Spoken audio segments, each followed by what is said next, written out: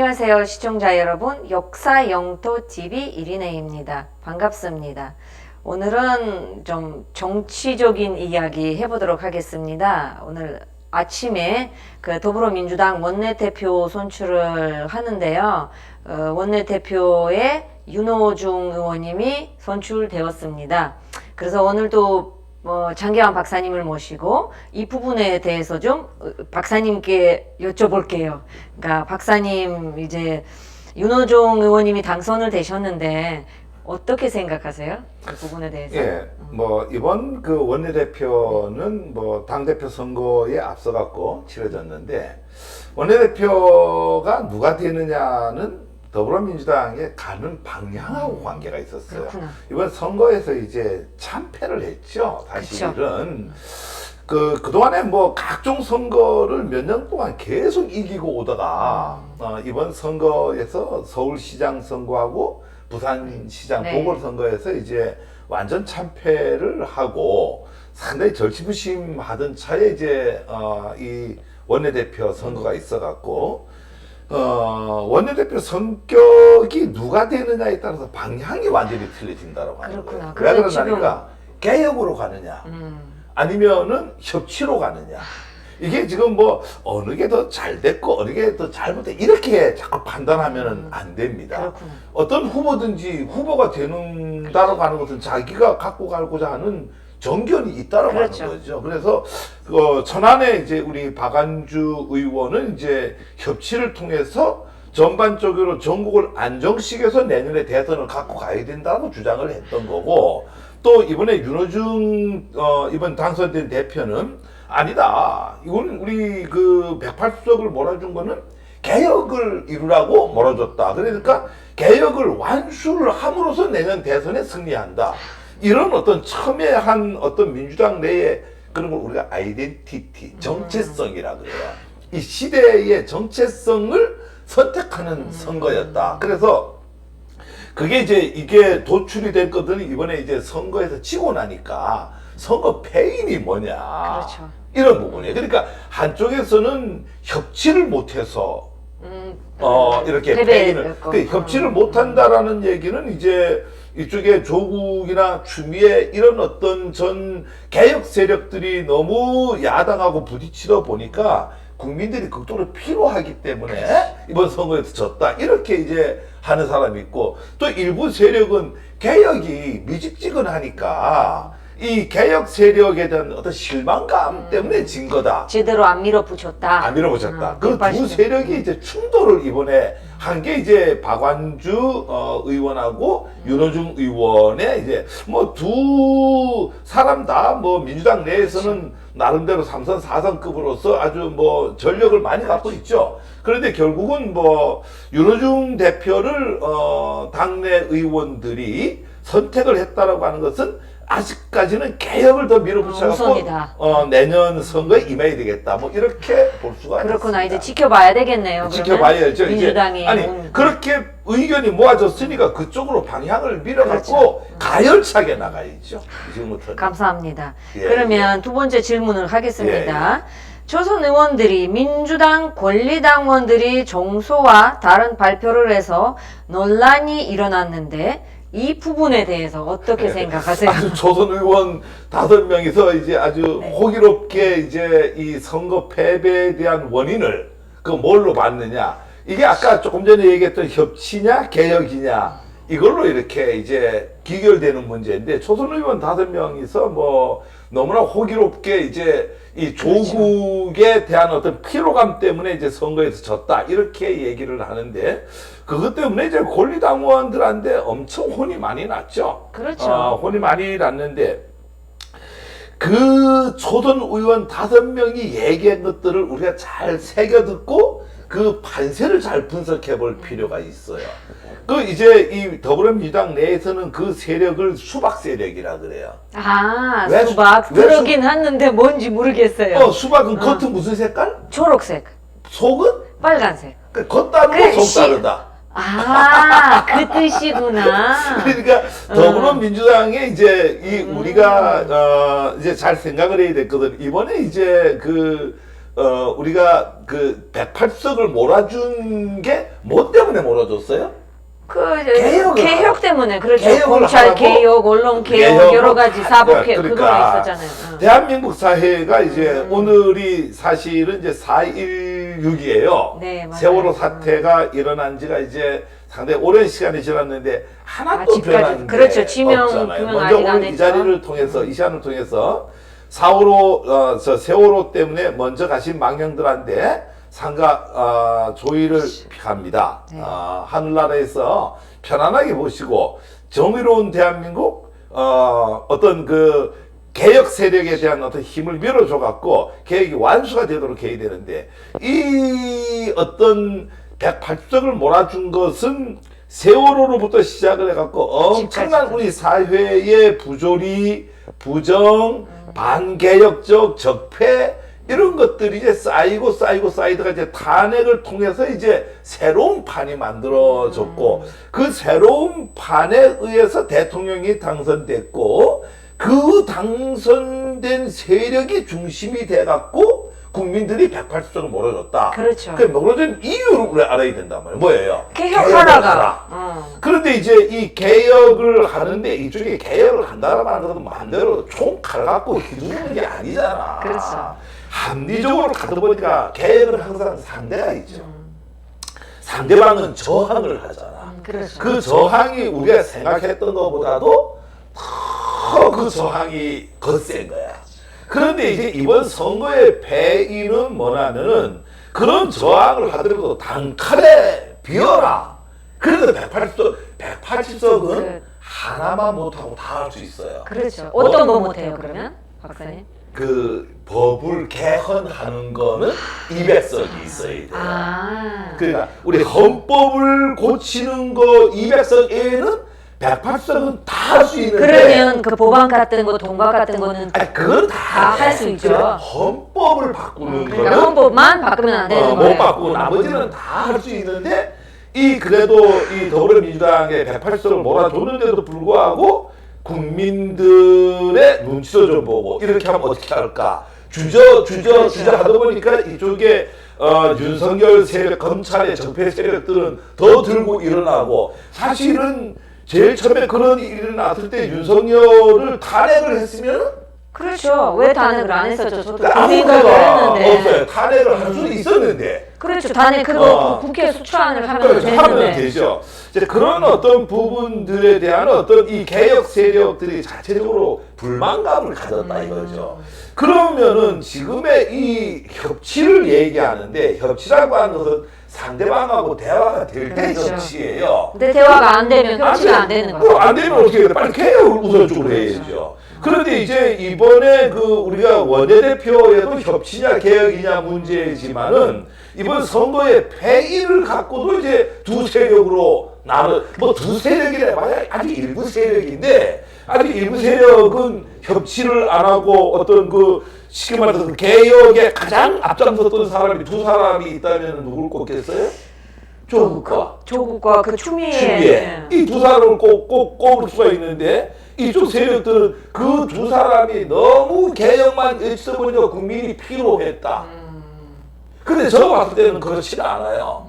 그래 국민이 피로한 거는 사실이에요. 근데 뒤에 뒷받침이 없어서 그래서 그렇죠. 그러는 거예요? 그러니까 피로하지 않으려면 단칼에 비워버릴 수 있는 108석을 그러니까 지금 상황에서 보면은 청와대하고 그 요당이 있잖아요. 서로 이렇게 합치가 안 돼서 그렇다고 봐야 되나요? 꼭 대통령 청와대 말을 들어야지 되는 건 아니에요. 그러니까 그거 장관들 말하는 거예요. 그렇죠. 그렇게 하면은 이제 우리가 민주사회가 아닌데 우리가 청와대나 정부 여당이나 행정부처나 정의롭고 옳은 일이 있다면 함께 가야죠. 그렇죠. 함께 가야지. 이런 거 없었던 것 그러면 같아요. 이제 이 적폐를 청산하고 하는 이런 어떤 쪽에서는 이제 우리가 함께 한 방향으로 갔었어야 되는데 일부 세력들이 자꾸 이제 눈치를 보는 거죠. 야당의 눈치도 보고 검찰의 눈치도 보고 이러다 보니까 이제 선거가 끝나고 난 뒤에 그러다 보니까 빨리 못 이루어진 거야. 그렇죠. 빨리 못 이루어지다 보니까 선거에서 피로감 느끼는 거고 그렇죠. 피로감 느끼다 보니까 선거에서 졌어. 그럼 어떻게 해야 되겠어요? 지금 빨리 해야죠. 빨리 정리를 그렇죠. 해야 되는데 지금 그렇죠. 그러면 개혁하던 거 다 멈추고 협치하자. 안 되죠. 이렇게 나온 세력이 두 세력이 있어요. 첫 번째로 세력은 이제 이 박완주 같은 어떤 세력. 두 번째로 조선 의원 세력. 세 번째 홍영표 의원도 좀 그런 쪽에서 협치하라는. 협치를 하고 이제 이 너무 개혁을 서둘러서는 안 되고 이런 어떤 속도 조절론을 낸다거나 지금 이런 것들은 이제 반개혁적이고 반민주당 정서다 이렇게 볼 수가 있어요. 그래서 초선 의원 5명이 잘했다 잘못했다가 아니라 상황 인식을 민주당의 권리당원들하고 달리하고 달랐어요. 있다. 그러니까 저는 늘 엄청난 투쟁을 하고 서로 간에 다투고 싸우고 토론하고 이렇게 해야 돼요. 그렇죠. 그건 결과 나와야 공화당이야. 되는 거죠. 그건 그렇죠. 이제 맞아요. 독재주의야. 공화당이 맞아요. 아니라 독재주의. 맞아요. 우리가 독재를 할 필요 없어. 자기 의견을 낼 수가 있어. 그러면 그 의견에서 다른 거야. 다르다라고 하면은 이번에 그 초선 의원 5명이서 다른 의견을 냈어. 저는 개인적으로 의견을 낼 수 있다라고 그렇죠, 생각해요. 낼 수 있죠. 그럼 낼 수 있으면 권리당원들이 또 앞에 가서 항의를 했잖아. 그럼 그 목소리를 들어야 되잖아. 그죠? 그럼 목소리가 서로 다른 거야. 그렇죠. 다른데 남의 목소리를 들으면 어떻게 해야 되겠어요? 반성을 해야 되는 그렇죠. 거야. 그래서 오늘 아침에 5명 중에 1명 의원이 성함을 잃어버렸는데 누구 의원? 장경태? 장경태 의원이 반성했어요. 잘못했다고? 그 잘못 인식했다. 그 우리 상황 인식은 자기가 하는 상황 인식이 다 정답일 수는 없어요. 그렇죠. 정답일 수는 없고 그 잘못 인식도 할 수가 있고 잘못 생각할 수 있는데 우리는 이제 정치 결사체잖아. 당이라고 하는 것은. 그렇죠. 어떤 이념을 두고 이렇게 모인 사람들이기 때문에 만약에 난 그게 안 맞다 이러면 나가거나 거기를 따르거나 둘 중에 하나를 해야 되는 거예요. 그게 정치 결사체거든. 그래서 장경태 의원 오늘 아침에 그 반성하는 거 보고 그래도 나름대로 의식이 있는 초선 의원아. 이제는 적폐 초선 그렇죠. 5명이 아니라 이제 4명으로 이제 4명이 된 거예요. 그래서 초선 의원의 상황 인식을 우리 권리당원들이 생각하는 거하고는 좀 다르게 그렇죠. 이렇게 한 인식하고 거죠, 있었다. 이렇게 이제 인식을 하고 이것 때문에 더 이상 분열이 일어나면 안 된다. 그렇죠. 이렇게 우리 단교를 예, 같이 예. 해야 돼요. 예. 자, 3번째 질문입니다. 국민의힘도 당내가 우수선한데 이 부분을 어떻게 평가하시나요? 이 국민의힘이라고 하는 이 당은 이제 이 박근혜 대통령이 이제 탄핵이 되고 그 이후에 이제 상당히 나눴잖아요, 거기도. 과도기적인 게 있어요. 그러니까 과도기적인 어떤 그게 크게는 이제 계파가 존재해요. 그쪽에서? 그 계파가 이제 친이계하고 친박계하고가 이제 있는데 이게 이제 뭐 겉으로 드러나지는 않지만 계속 으르렁대면서 싸우는데 여기가 이제 한쪽이 확실한 우위를 점하면은 아무 문제가 없어요. 그 더불어민주당 이 당이라고 하는 건 늘 그래요. 그걸 나쁘다고 하면 안 되는 거야. 그런 것들이 사고 견제 속에서 민주주의는 발달하는 거예요. 그러면 이쪽에도 지금 친이계와 친문계가 있어요. 그렇죠. 분명히 존재를 해요. 그럼 그것들이 서로 간의 견제를 통해서 이 당은 발전을 시키는 거죠. 하는 건데 어느 시점에 가면은 이게 선거에 가서는 하나로 나타나야 되는 거야. 그게 완전 분열되면 안 되고 이러는데 지금 이 더불어민주당 같은 경우는 친이계가 친문계가 확실하게 크다 보니까 이게 이제 이렇게 장악이 되는 거예요. 근데 어떤 사람들은 뭐 친문계, 친이계 나누지 말아라 이렇게 하는데 그건 잘못된 눈 가리고 아웅하는 거예요. 정당이라고 하는 것은 그렇게 있는 것이 당연한 거예요. 그렇게 있는 거를 얼마나 화합을 해갖고 나가느냐의 문제지. 그게 나하고 의견이 다르다고 해갖고 이쪽 의견이 우세하고 국민들로부터 다수의 지지를 받는데 그렇죠. 나는 친문계가 아니기 때문에 친이계가 아니기 때문에 그걸 반대한다라고 하는 거는 그건 당원으로서 그렇죠. 자격이 없는 거예요. 똑같이 이 국민의힘도 보이게 보이지 않게 친박계와 친이계가 있어. 그런데 이게 민주당은 이게 친문계가 확실한 우위를 점하다 보니까 일사불란하게 가는 이렇게 보이는 거죠. 그 이제 이번에도 윤호중 의원 같은 경우도 뭐 이렇게 친문 쪽에서 이렇게 지지를 하고 뭐 이렇게 가고 뭐 이렇게 들어가는데 이쪽은 그러지 못하다 보니까 늘 내부적으로 헛손질이 계속 일어나고 그거를 이제 봉합을 하고자 이제 김종인 비대위가 왔는데 그 비대위가 있으니까 김종인 말을 이제 어른이고 그렇죠. 나이가 들고 들어야 돼요. 또 이제 정치 기술자 이렇게 하다 보니까 이제 잘 와 선거까지 잘 치렀어. 그러니까 성공까지 했어요. 선거는. 성공했어. 그러니까. 근데 이제 딱 가고 나니까 이제 다시 시작이 되는 그러니까 거야. 어떻게 되는 거예요, 갈등이 이제 거기서? 몇 가지가 있는데 첫 번째로는 이제 안철수 당하고 합치느냐 마느냐. 그러니까 어떻게 보세요? 그 부분에서 합치겠어요? 합치죠. 뭐 합쳐요? 그거는 이제 김종인이가 바깥에서 아주 난리를 오늘 아침에도 쳤어요. 합치지 말라고요? 가지고 그게 뭐 인간같이 않다고 막 이제 아주 그냥 욕만 쌍욕만 안 했지. 그러면 예를 들어서 안철수 당하고 합치려면 그럼 안철수가 내년에 대선에 나갈 그거 뭐 확률이 내부적으로 이제 해야 그렇죠? 되는데 어쨌거나 현재 뭐 내년까지는 우리 골치 아픈 얘기 하지 말고 지금으로 봤을 때는 합치느냐 안 합치느냐를 갖고 김종인과 당내에 아직까지 김종인 세력들이 있어요. 그 세력들은 반대하는 아주 반대를 해요. 그러니까 그 문제가 이제 하나가 있고 두 번째로는 이제 윤석열을 받아들이느냐 안 받아들이느냐 이 문제가 또 하나 있는데 지금 이제 혹자들은 이제 김종인과 더불어서 제3의 당을 만들려고 그러는 다시 거지. 만든다. 그 뉴스 잠깐 그러니까 봤어요. 그렇기 때문에 윤석열을 받아들여야 된다. 그러니까 또 이 당내에서 또 이 핵심 중진 그러니까. 대선에 나가려고 하는 사람은 윤석열이가 들어오는 게 경쟁자가 들어오니까 싫죠. 그렇죠. 그거 안 된다고 하는 거예요. 그러니까 이게 정치 결사체라고 하는 것은 늘 이렇게 서간에 다툼 속에서 성장을 재밌네요. 해나가는 재밌는 정도가 아니죠. 그러니까 그것 때문에 분열될 수도 있고 뭐 이렇게 되는데 그 다음에 이제 세 번째로는 이제 홍준표가 들어오느냐 마느냐. 홍준표 들어왔으면 재밌는데. 그러니까 이게 이제 외부에 4명이서 당을 흔들고 있어요. 외부 4명이 그러니까 당하고 상관없는. 상관없이 외부에 되면 첫 번째 김종인, 네. 홍준표, 윤석열, 안 해보여요. 그다음에 안철수 이 4명이서 당 바깥에 있는데 그 당은 겨우 100명이 되는데 각자 한 25명씩 그쪽 편에 다 붙어 있는 거야. 한 25명은 김종인의 말이 옳다는 쪽이고 또 한 25명 정도는 또 뭐 예를 들어 25명이라는 게 의미 없는 얘기예요. 또 이쪽에 윤석열이가 새로운 당 만들면 뛰쳐나가야 되겠다라고 또 생각하는 사람 또 홍준표를 또 끌어들여 와갖고 뭔가 또 새로운 옛날에 그걸 만들어야 된다라고 하는 집단 또 하나는 또 안철수를 들여와갖고 옹립을 해서 거기서 또 뭘 만들어야 되겠다.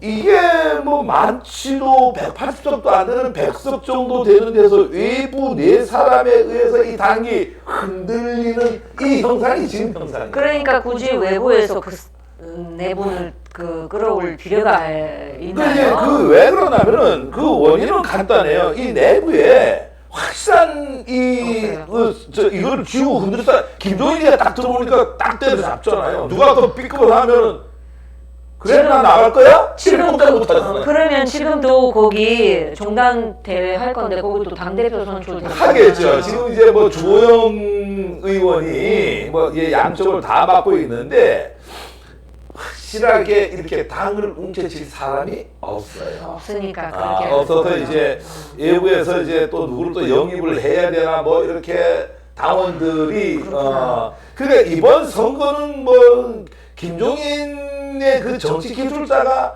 사실은 기술을 잘 써갖고 또 거기다가 이제 민주당이 뻘짓을 좀 너무 개혁을 그쵸. 못하고 하다 보니까 어부지리로 이렇게 맞아요. 얻었다 이렇게 보시면 돼요. 그래서 국민의힘 내부에서도 상당히 혼란이 많다 이렇게 보시면 되겠습니다. 자, 감사합니다. 잘 들었어요, 네. 의견을. 이제 마지막 질문입니다. 지금 뭐 이른 가문이지만 내년에 있을 때 대선에 대해서 어떻게 그 예상을 대선은 하십니까? 지금부터 이제 뭐 시작할 거잖아요. 지금 시작이죠. 총리도 이제 사퇴를 하고 예, 정세균 오늘 총리도 이제 사퇴를 김부겸 전 의원이 총리가 내정이 됐다는 소식을 접었는데 먼저 축하드리고요. 아마 상당히 안정감 있게 잘할 거예요. 이미 그분은 행안부 장관을 한번 네, 맞아요. 지냈기 때문에 이 내각이라고 하는 구성 요소를 압니다. 뭐 대신에 이제 정세균 이제 전 총리죠. 이제 대선에 나가겠다라고 하니까 뭐 이재명 또 정세균 양승조 양승조 천안이라고 듣는데 충남도지사 양승조 그다음에 이제 또 이낙연 뭐 이 예외도 이제 유시민 전 장관도 이제 물망에 오르고 있고 뭐 임종석이라든가 이런 대선 많이 나오네요. 이제 있는데 지금부터 이제 상당히 여기 또 한 명 빠졌네. 추미애 전 장관 전 장관 이렇게 빠졌고 이러는데 우리가 다음 시간에는 한번 이제 다음 선거 아젠다 갖고 이제 얘기를 한번 좀 해야 되는데 그런 어떤 대선 주자들이 지금부터 이제 자리를 잡기 위해서 이번 청와대에서 아주 과감하게 물갈이를 해갖고 총리도 이제 내보내고 대선 나가 싸움 한번 해라. 그러니까 그런 어떤 상호 견제와 이런 경쟁 관계 속에서 당이 커지는 거예요. 그래서 이번에 이제 우리가 지난번 서울시장 선거도 봤을 때 사실은 이벤트에선 국민의힘이 성공했어요. 나경원과 오세훈의 그렇죠. 이 빅게임이. 그렇죠. 근데 우리 이쪽에서는 사실은 그게 잘 안 됐죠. 맞았었죠. 좀 너무 약했죠. 두 번째로는 또, 우리 장관하고 또 누구죠? 김진애 의원하고 그 토론, 그것도 좀 약했고. 그런데 이쪽에는 아주 빅게임이었단 말이에요. 오세훈하고 나경원은. 그런 흥행들이 결국은 인기를 만들어낸다. 이런 걸 봤을 때에 여당의 잠룡들은 이제 오늘 부를 통해서 이제 딱 세팅이 되는 게 아닌가. 이렇게 되고, 야당은 오리무중이에요. 야당에 그러면 그 야당은 이제 아직. 후보 주자 자체가 야당 내에는 없잖아, 지금. 다 이제 나오는 게 윤석열도 바깥에 있죠. 안철수도 바깥에 있죠. 홍준표도 바깥에 있죠. 그러니까 이런 기회에 더불어민주당에서는 정확하게 정체성을 빨리 세팅을 시키고 선거가 많이 남았을 때 아까 피로도 얘기했잖아요. 개헌에 이 개혁에 대한 개혁의 피로도를 느끼기 전에 과감하게 빨리 개혁을 해야 된다. 그렇죠. 그래서 안 늦었으니까. 개혁을 끝내고 그 다음에 민생을 챙기고 나가서 민생을 통해서 내년에 반드시 이 선거를 맞이해야 된다. 이래서 지금 현재로는 내년 대선 정국을 준비하는 입장에서 본다라고 하면은 더불어민주당은 이제 이 세팅이 됐고 이쪽에 국민의힘은 다 일각에 있는 사람들이 물망에 오르다 보니까 이게 아주 좀 이렇게 안정되지 못한 게 아닌가 뭐 이렇게 평가를 할 수 있겠습니다. 네, 감사합니다. 말씀 잘 들었습니다. 시청자 여러분도 잘 들었죠? 그래서 알아서 판단을 하셔야 될 것 같아요. 그 부분에서 잘 지켜보고 민주당도 그렇고 더불어민주당도 그렇고 국민의힘도 그렇고 어쨌든 우리 국민으로서 잘 지켜봅시다. 오늘은 여기까지 하고요. 다음 시간에 또 재미있는 내용으로 만나 뵙도록 하겠습니다. 감사합니다.